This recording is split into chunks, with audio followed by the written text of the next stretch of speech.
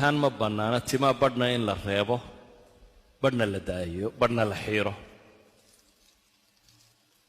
وحيابا غريب كاو حكمي ده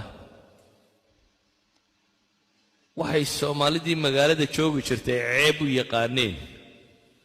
ayay imika kuwan dambe ilbaxnimo ugu yaqaaneen inta magaalooyinka waxa la soo dhan jiray hebel waa dhoorka soo taqaaneen Soomaalidii baadiya ku noolaan jirtay gafeed iyo biyo iyo waxba ma jirin marka carruurta way u xiiri jireen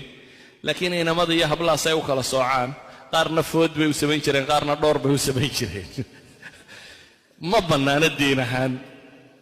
in qofka timaa inta in laga xiiro in yar la soo reebo magaalada marka la yimi qoladii magaalada joogtay qofka ay leeyihiin waa reer baadiya ama waxba garanayaan waa dhoor rabay oran jireen iminkana dhoornimadii ba faan idin noqotay waayo gaal dhoorra aba aragteen waxa ajabta qaba gaalku markuu dhoorraha noqday ayaa dhoornimadii halka kan faan ka noqotay waxaan leeyahay dhaqan waliba oo dad leeyay wax xun wax san iyo wax wanaagsan waa leeyay diimaha waxa loo soo dajiyay in lagu saxo dhaqamada wixii qaldama marka ka diin ahaan muslim baynu nay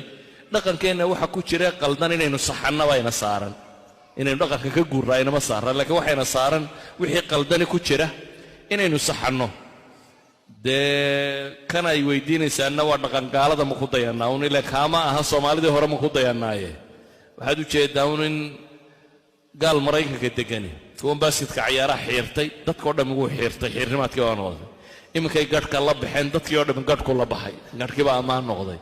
yani gaalka marka joogay maalintu xiirtana inaad xiirato maalintu timaa la baxana inaad la baxdaa waa ceeb waxay qof muslimo culture iyo dhaqan loo ku faanaya inaad ahaato oo wixiisa samaysanay